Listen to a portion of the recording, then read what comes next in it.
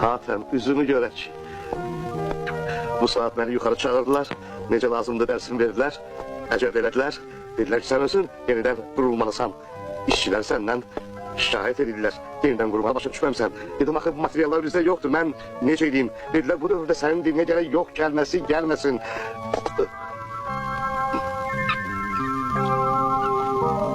Bundan sonra benim dilimden yok gelmesi işitmeyeceksiniz. Kim materyal için gelse növbeden kenar bırakın içeri.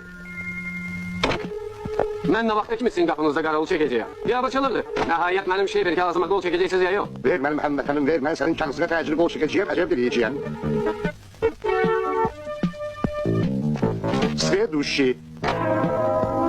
Selamünaleyküm.